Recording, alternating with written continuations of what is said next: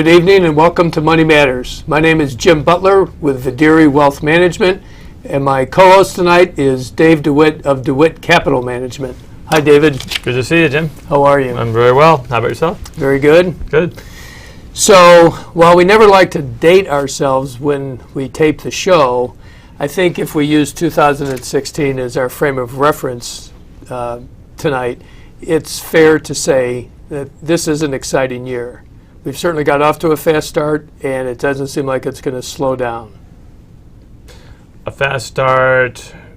Excitement. It's exciting. Changes. Changing. No yes. dull moment. Financial journalism is having a picnic in drafting all kinds of headlines. So the question I'd like to start with is, what do you think of the volatility that we have experienced in the market so far this year, and what could we expect for the remainder of the year? Well, in general, the market is being held up where it is because there's no other place to put money with interest rates basically at zero still. So asset prices have been boosted up and held there, because that's where else you're going to put your money. Putting it at the bank isn't going to get you very far. So this market is being held up partially because of the super low interest rates. Generally speaking, with a generally strong dollar, overseas sales have been a little bit more difficult. So some of the larger companies have had a harder time boosting their earnings. They've been managing to buy back enough shares to reduce the share count and keep their earnings moving that way. And overall, for the last 8 years, although unemployment has dropped, from let's say, the post-Great Recession period of like close to 10% to around 5%, a lot of people have left the workforce, and a lot of those jobs are not solid manufacturing, real growth type jobs. So I think that there is an underlying fear that, or a sense that we aren't really, in a great growth environment, which could lead the market to be vulnerable to a pullback. Which we've certainly experienced. I mean, if we go back to the middle of last year, in August, we had a pullback, and that was somewhat temporary. It lasted about a week. Right. And then in the fourth quarter, things, for the most part, stabilized, turned up a little bit until we hit the end of December. Yeah. And then it seemed like, here we go again. Yeah. I think one of the issues that we face as advisors and investors face as well is that most people experienced the 2008 downturn, and many people experienced the 2000 tech bubble burst downturn. So if we look back over the past roughly 15 years, those periods can hurt without the right perspective. Yeah. I mean, somebody who lived through the tech bubble, where everybody was, if you were invested in an internet stock, you were making money. The stock market was very frothy, and then that all just collapsed, because that was just like a bubble being burst because there wasn't any real value there for the most part. And then 2008, you had the mortgage crisis, and all these big banks are packaging AAA rated mortgages that were all basically junk, and put the whole world, into a point where we almost went into a depression. But all the monetary policies and fiscal policies, just pushing money to keep the whole thing from collapsing, has been what they did back then, and it's kind of still what we're doing now to keep things from becoming deflationary, let's say. So we're not, in the world in general, it's not a strong growth environment. Right. And it's propped up by super low interest rates, or even negative interest rates in Japan, for instance. I can't disagree with any of that. I did do some research recently, and one thing that I think helps to put this time period in perspective is if we look back over the past 70 years since the end of World War II, and using the S&P 500 index as a barometer, we've had about 14 bear markets, and a bear market defined as a pullback of roughly 20% or more. Right. So over 70 years, 14 bear markets, which means average about every 5 years, there's a downturn, and the average downturn has been about 30%. So not insignificant. Yep. Now, what's interesting about those downturns is they last about, again, on average, 15 months. Uh-huh. Yet, in that time period, if we measure the total return of the S&P 500 index from 1950 through the end of 2015, we see an 11.1% return. Annualized, which means that in order to get an above average return, something like 10 or 11%, that there's going to be some volatility along the way. And I'm certainly not looking into the future as far as 2016 is concerned, or even beyond that. Nobody can do that. Right. But I think part of what we've also experienced, Dave, is kind of normal. These things happen. Yeah. Until things like Fed policy can get straightened out. And we can only hope in our lifetime fiscal policy coming out of Washington can get straightened out so that we can be headed in the right direction and get back to some more normal growth situations. Yeah. Well, I guess with the federal budget deficits and the federal debt at a high level, and then when you add unfunded liabilities due to Social Security and Medicare, these numbers are mind-boggling, and how we get through this, I'm not sure. But I'm hoping you have the answers to this. Well, so far I haven't found anybody who does, so maybe you might. Talking about answers, we have a caller who are one of our audience members who have written in a question. This is from William Nelson of Villanova. Oh. He has written in, what are some new tech company investments? Willie Nelson? I guess William He's Nelson. probably heard that before. Well, William, you're looking for a new tech company, and I'm aware of one that I think is interesting. And it's basically the way that displays are changing today. There's something called an OLED display that LG is promoting. It stands for Organic Light Emitting Diode. And the typical flat screen today has a white light behind it and then filters that block red, green, or blue, depending on which color you want to have come through. Whereas an OLED display, each pixel will glow independently, depending on whether or not it's being electrically charged or stimulated. So it may seem new to people that are looking at it now as a new technology. It's been developed around 20 years ago, but it's starting to come into the forefront now. So just keep your eye out for cell phone displays, smartphone displays, TV displays, notebook displays that are called OLED displays. So that the company that has some of the technology behind that, actually its NASDAQ symbols are OLED, Universal Display, out of Ewing, New Jersey. So it's new because it's emerging now, but it's been in development for 20 years. So maybe that's one company to take a look at. And it sounds like the technology itself can be found in other companies as well with a little bit of research. Yes, there's other companies that are, the company called Coherent is also involved in making equipment that makes OLED displays. Samsung is making the displays themselves. LG is making these displays.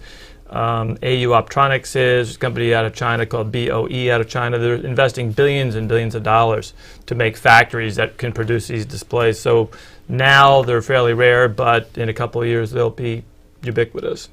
Sounds good. Yeah. Thank you, David. And if you have a question that you would like answered, feel free to write in with the information in front of you now. You can have your questions answered on Money Matters. Please go to our website, money-matterstv.com. On our homepage, click on the banner on the right that says, Send us your questions. While you're on our website, you can find information about our host and guests, as well as show notes and links about this show and past shows. Money Matters is also available as a podcast on iTunes and Stitcher, so you can listen to Money Matters while you're on the go. That website address, again, is money, M-O-N-E-Y, -matters, M-A-T-T-E-R-S, TV.com. Our guest this evening is Charlie Mann of Trinity Wealth Management. Welcome, Charlie. Hello, Charlie. Thank you for having me. Good to see you. Good to see you. So for the benefit of our advisors and a good place to start, can you give us a brief background of Trinity Wealth Management? Sure. So we are what's called a registered investment advisor, and we're a fee-only advisor, which means that we're getting paid for our advice and not getting paid to sell financial products. We primarily work with individuals and families that are approaching retirement, and we help them plan for their retirement, and then we manage their investment assets to help make sure that they make it through their retirement. And so that's primarily what we do at Trinity Wealth. And you do that primarily in the Delaware Valley area, Charlie? Yes, so we're located in Berwyn, and most of our clients are in this area. We do have some clients that were here and have moved outside of the Philadelphia area. So we have some clients all over the place. I would imagine if you're preparing for people getting ready to retire, once they retire, they might go to Florida or Colorado or somewhere. Right. California, I have a client who spends half his time in Laguna Beach, California, and the other half in Lake Tahoe. So not a bad life. Sounds like you did well by him. Yeah. So what would you say are some common hurdles that people face as they prepare for retirement? So I teach a class on retirement planning at Penn State in Great Valley. I've been doing that this is the 6th year I've been teaching that. So it's an adult education class, and many people want to come in and meet with me afterwards and talk about their retirement. And most people have two primary concerns as they approach retirement. The main question that they want answered is, when can I retire? And the second part to that is, will my money last for the duration? People that have more money might articulate that differently. They might want to make sure that their lifestyle can be sustained for the remainder of their lives. But those are their two primary concerns. And a third one, which is more timely now, is you throw market risk in the mix, and that creates additional concerns. Mm-hmm. I was planning to retire in 2016. The market's volatile. Can I still retire when I want to? And so those are all sort of, create some anxiety around this transition from effectively an accumulation phase of life to a distribution phase of life. Mm-hmm. So the paycheck goes away. I've got to live on guaranteed sources of income like Social Security, and maybe if I have a pension, and the rest of it's coming from invested assets, and that can create a lot of anxiety. Right. I noticed that you said you're a registered investment advisor, but not a broker. What's Right. the difference between the two? Well, the two, there are some primary differences. One, they're regulated differently. Registered investment advisor is someone that gets paid for their advice, so they're not getting paid commissions to place financial products. And there's a number of ways that they can get paid for their advice. They can charge investment advisory fees for assets under management. They can charge financial planning fees. They can charge fixed fees or hourly rates or anything like that. A registered investment advisor has a fiduciary responsibility, so they act as a fiduciary for their clients, which means that they have to always do what's in the client's best interest. A broker is someone who's technically called a registered rep. They're affiliated with a broker-dealer, and they effectively get paid to sell a financial product. They get paid commissions for stocks, bonds, mutual funds, could be a variable annuity or alternative investments, and they have a different threshold to meet, and that is a suitability standard, which basically means that a broker, when they make recommendations, they have to be suitable for the client, for what they know about the client. And if product A pays double what product B pays, and they're both suitable, then they can recommend product A and get paid more because they've met that suitability standard. So it's just a different threshold to meet. So one gets paid to sell a product, one gets paid for their advice. Interesting. Do you find your clients prefer that structure that you just outlined? I think there's a lot of murkiness in the financial realm that as advisors we understand it, but the general public has no idea how people get paid. Right. And what might be driving their recommendations. And I've been licensed over the years as an investment advisor, as a registered rep with an insurance license. And so I've been licensed to do all these things. And one of the reasons we decided to move into a fee-only world was I felt like if I was getting paid something up front to move money from this place to that place, there's no way I could be completely objective in that recommendation as hard as I tried. So there's just some inherent conflicts of interest. And the lack of transparency, I think, in the brokerage world just makes it hard for the general public to understand what's the motivation for this advisor's recommendation to me. Yeah. And so we try to make it very clear so they know how we get paid. You know, every quarterly statement has a fee statement on there so they know, you know, what we're doing, and we have that responsibility. So it's not like you're getting paid by the mutual fund company and charging your client. I think your observation that it's very murky out there for the average person, because there could be what would have been considered a large wirehouse, and they have investment advisory businesses, and the advisor may be paid extra to promote one type of fund versus another, Right. and that may not be apparent to the client. So I think being a fee only, and you're fee only as well, right? Largely Fee. Then they know that there's no particular incentive for you to promote one thing over another because you're being compensated somewhere that they may not be aware of. Right. And you know what's interesting is I think the industry has come a long way. If we look back over 15, 20 years and beyond to where we are today, it's really changed. And what I was thinking in listening to you, Charlie, is disclosure. Right. It's make your clients aware what are the fees, Right. and what are they paying for what service. Right. And that's a very legitimate question today for clients to ask, Right. or prospective clients. And I think in the investment advisory world, because of that fiduciary standard, you have a responsibility for that disclosure. And in the brokerage world, you really don't. And one of the things that's going on now with the Department of Labor is that Obama wants to basically eliminate any kind of broker-sold products with commissions inside a qualified retirement plan or even individual retirement accounts, so that if you're a broker selling annuities in an IRA and getting paid a commission, they want to do away with that, so that everybody in that world has to be a fiduciary. And it's under consideration now. I don't know how it's going to work out. So there's pressure coming down on this disclosure issue, and people want to know. And I've seen that just in terms of the feedback that I get from people coming to the class. You'd mentioned earlier the concerns that people entering retirement have. What's the greatest concern they have, and how do you help them with that? Well, the biggest concern, I think, is running out of money. You know, people don't want to run out of money at any point in their lifetime, or they want to make sure they can sustain the same type of lifestyle that they've become accustomed to. And so my view on that is, while we can't predict the future of what the market's going to do, what inflation rates are going to be, what life might throw their way that they're not expecting, we can look at where they are today and what they're doing, how they're invested, what's an assumed rate of return on invested assets, what's an assumed inflation rate, how much money are they saving, what are their expense needs in retirement, what's Social Security going to be, and sort of look holistically at their financial picture. And then we use something called Monte Carlo simulation, which is just a statistical way of looking at variable results.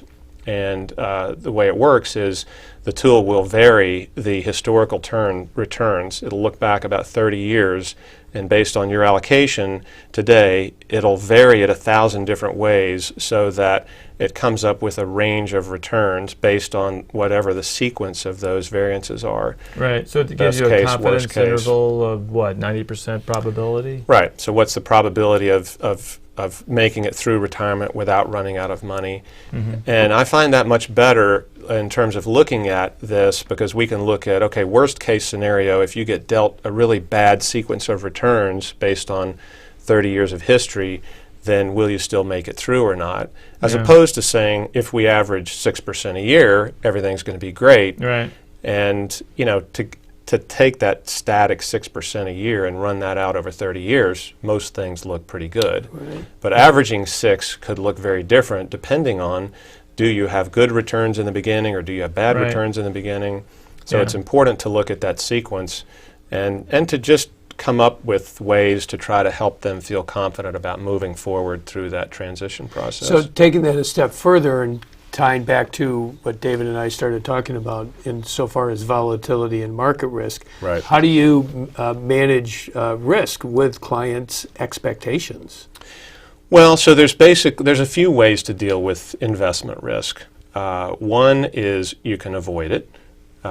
So I'm going to put my money in the bank and I'm not going to make anything on it, but I'm not technically losing anything. And we would know on a real return you're losing because inflation and taxes is going to erode that. Sounds like a dangerous proposition. You could accept the return and the risk and say, okay, I know stocks are going to be risky, so I'm only going to allocate 50% of my money to stocks at all times. You could transfer the risk. So you could say, you know what, I'm going to put the money in a variable annuity and I'm going to have some guarantees associated with that. There's going to be costs for that product over and above what just in normal investing would be, but it's worth it to me to transfer that risk to the insurance company. Or you can manage that risk. And what we do is we manage the risk. Now, there's a couple of different ways to manage that risk. What I think most of Wall Street does is manages that risk based on what's called modern portfolio theory, which is academic theory, and they look at risk in terms of what's called standard deviation, which is volatility or the variance of return. And the theory says that if we can reduce the variance of return, then we've reduced the risk of the portfolio. But the problem with that is that it does nothing to help in a down market. So market risk is non-diversifiable risk.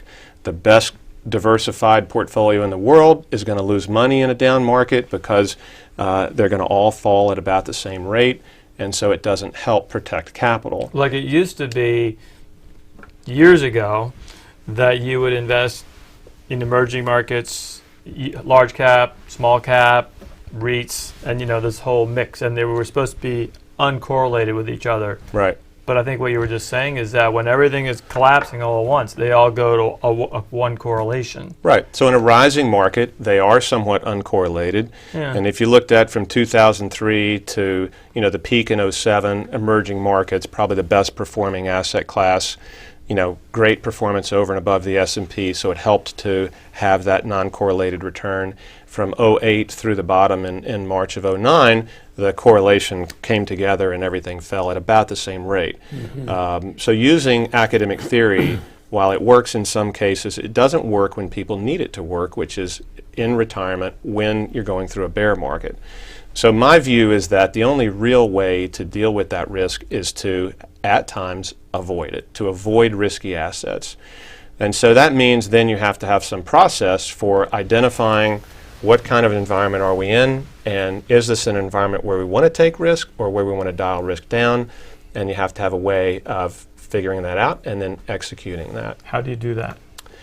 Well, so we use technical analysis to do that, and primarily it's based on something called relative strength, which is comparing the price change of one security or index to the price change of another security or index. So we compare a number of different things to each other to determine where the strength is in the market. And recently we've seen some major changes in those dynamics. And it's basically been a change from risky assets being in leadership, primarily U.S. equities, to them losing steam to more conservative asset classes like bonds and cash. And one of the comparisons we make is the S&P index compared head-to-head with the Barclays Aggregate Bond Index. So a broad stock market index, a broad bond market index, and in February that switched from stocks being in favor to bonds being in favor. The last time we saw that happen using this comparison was in June of 2008, and the time before that was in November of 2000. So that would indicate that we could be liable for, theoretically, a period of decline. Right. Yeah. Yeah, and if you look at, you mentioned some interesting things about bear markets and how many there were, and what the long-term return for the U.S. stock market was, and over a long period of time, that's great. But there have been long periods of time in between that where from the 60s through the 70s to 82, we had a very difficult market. Right. You had 82 to 2000 straight up market. What works in that environment doesn't necessarily work from 2000 to 2010, where you had two severe downturns, lots of volatility, no returns. And if you retire in 82, you're going to do fine, because the market's rising tide is going to lift all boats. If you retire in 1999, you've got a tough row ahead of you. Yeah. And so, I believe that we're in a longer term bear market cycle, and that this is just another downturn that we're going to experience before getting to what's called a secular bull market. So here's a question which ties into our audience, I believe. We understand this, and certain number of people, and call it our clients, are going to understand that. But what I'm leading up to is managing client expectations. Right. So if you get into I would think getting into too much technical analysis, mean variance, standard deviation, use some of those terms with clients,